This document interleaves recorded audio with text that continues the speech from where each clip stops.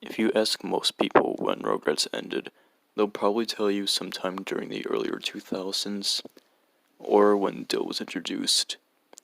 However, a slightly lesser known fact is that the series was originally meant to end earlier than that even.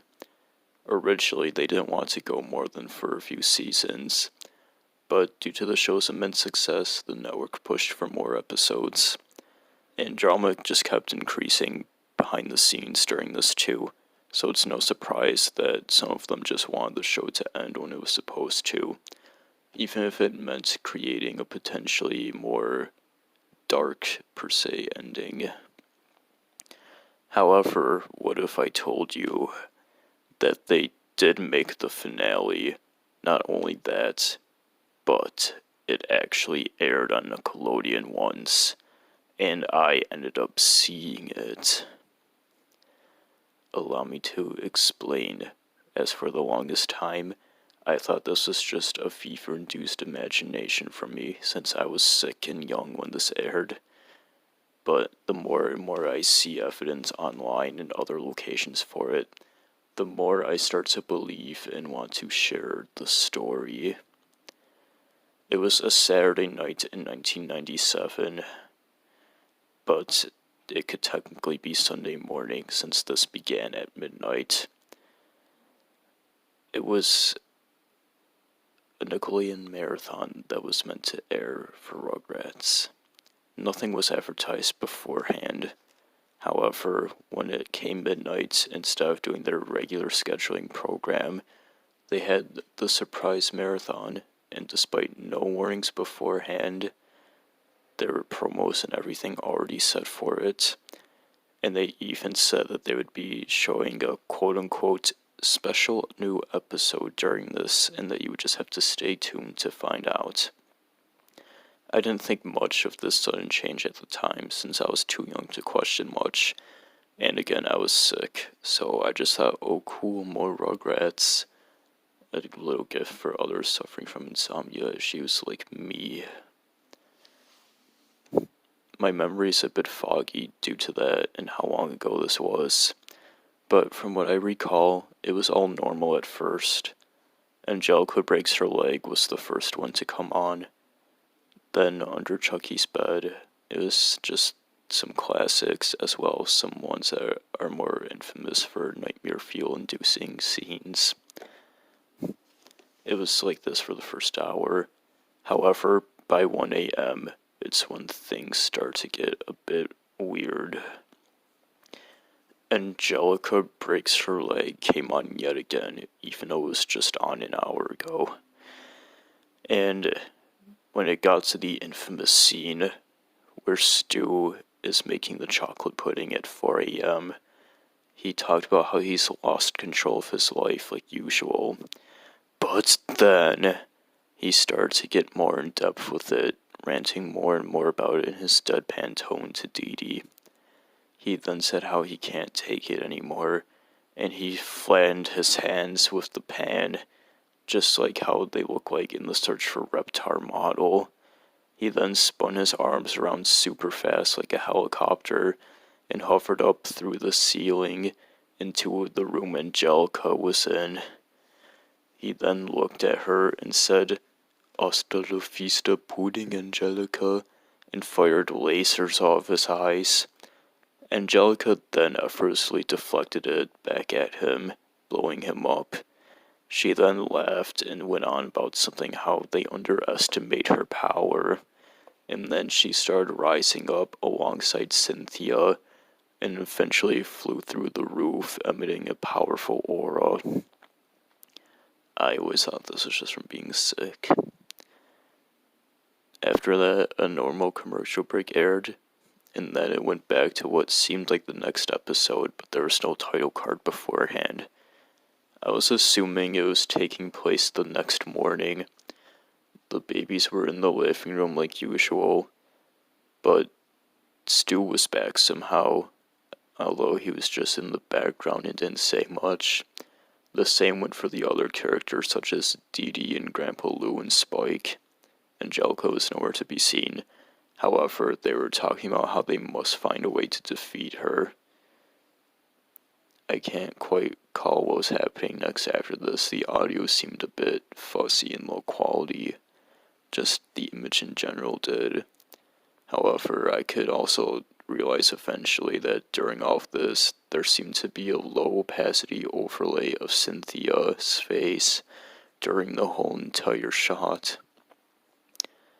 After that, the marathon seemed normal again, as Down the Drain aired, but when it got to the part where the boy Angelica's story gets swallowed by the tub drain, it kept repeating that part a few times before continuing the episode like normal. After that was when you could tell something was wrong again. Another episode started without a title card again, and Tommy was wandering around the living room, but it seemed bigger and empty, as if it was some weird distorted dream version of it. I thought maybe he was looking for Angelica or something. Eventually, Grandpa Lou appeared through the wall, yelling, his appearance being so grotesque. He was huge. He had several more hands and eyes. His hands were again flat, like in the Search for Reptar game. His hair was much more messy, and he had giant teeth and too many of them. He then started yelling, "Sprout! It's gonna sprout up inside of us!" He then started asking where his potato salad is. And then, on the other side of the wall, popped out the goose from the episode Grandpa's Teeth, who was also giant and had his dentures in his mouth. He honked menacingly. Grandpa then looked at the goose as it approached Tommy and started attacking him. Tommy cried helplessly as the ultimate being started tearing him apart, blood flying everywhere and all. Grandpa then started to chase after the goose, yelling, "You stupid fucker, get back here with my teeth!" The two then ran through the hole in the wall the goose made. Tommy was softly weeping to himself, but he seemed to be getting over it. It then cut to Reptar in a generic city setting, advertising Reptar bars and holding a giant one in his hand, looking all holly and jolly. He then ripped open a roof, revealing that it was the one for Tommy was under. Tommy seemed happy to see Reptar despite everything that was going on. However, Reptar then took a bunch of Reptar bars and shoved them down Tommy's throat. And then he took Reptar cereal and poured it onto Tommy's clogged up mouth. Reptar then let out a happy roar, and you could see Tommy suffering on the ground. The camera then spun out away, and you could hear Angelica laughing maniacally, and then a close-up of Cynthia's face started staring back at the screen. I thought I was going nuts and felt sick. After all that, it seemed like once again that the marathon was back to normal, as Dust Bunnies aired. However, like with Down the Drain, when it got to the part where the bunnies were taking away Chucky, his screaming seemed much more loud and terrified and realistic, and I thought I could hear maiming sounds and blood flying off the screen. Then after that was when it got real. Another episode aired without a title card. Angelica was sitting down as her normal self, and then Tommy came in with some juice and candy. You then heard Dee Dee say, "Tommy, you know you're not supposed to have that before dinner." Stu then came out of nowhere and drop-kicked Dee Dee and began verbally abusing Tommy. A huge fight then broke out throughout everyone in the house as they were flying around all Dragon Ball styled and trying to fight each other. Stu looked incredibly evil, and Angelica had an uncanny smile on her that seemed forced as to hide her resent towards him. They both seemed very egotistical about their power and doubted everyone else. Grandpa Lou was screaming maniacally again like before, trying to fight, and the house was being destroyed and flipped upside down. Spike's snout grew super long as he tried impaling people with his nose and sticking his head through their brains. Dee Dee was watching this all unfold from the kitchen, and she was like, "Oh, Stu, stop fighting the kids. Dr. Lipshit says it's not good for them." But then, out of nowhere, Iori Yagami, who is not even a Rugrats character, grabbed Dee Dee from behind and belly-to-back suplexed her onto the ground, then left and dove out the window, never to be seen again. The fight was still going on strong with explosions and pow noises, but then Angelica in the center of the living room started to power up with Cynthia. She then revealed a new form, almost like her true self. She had become green and yellow, her eyes much bigger, her teeth bigger, and then this wide, sinister grin, constantly going all like, "Eee!" She rose up towards the ceiling with Cynthia and started to laugh without moving her mouth, and yelled, "Cookies!" and started firing death rays everywhere as Cynthia joined and watched. Cynthia was a very menacing spectator. I almost thought she could have been the strongest. I saw a cookie fly off screen and hit her in the face, presumably by Tommy trying to stop her, but it was to no avail. Flashes and smoke and debris started filling the screen as the lasers destroyed the house, and it seemed that it eventually collapsed or killed everybody. After the smoke started fading, it just revealed a white screen. But then, when it seemed like there was a clear image going on, Not Stu popped up and blocked it, yelling, "I'm not Stu," and laughing just like in his original scene. It then cut to black for 2.53 seconds, and then normal bumpers and commercials started airing again. Ironically, the most confusing of all, everything just went back to normal for a while after this. The next few episodes were completely normal. But then, around 5 a.m., the grocery store episode came on, and Tommy, like usual, wandered away from Grandpa, started wreaking havoc like the usual jerk he is. The lobsters got to unleash the store, and he eventually found the boss lobster of them all. But this time, Grandpa Lou was tied up near it, yelling, "Sprout! Save yourself!" And then the lobster started snipping off his fingers as if to give threats and intimidation. He's like, "Oh no! Sprout, just run!" But Tommy wanted to fight the boss lobster and save Lou. He tried his best, throwing cans at him, but Tommy proved to be too weak and incompetent and slow. He couldn't outpower the lobster, and he couldn't defeat him on time. Eventually, the lobster then slaughtered Grandpa Lou by taking his claw and slicing him up the torso.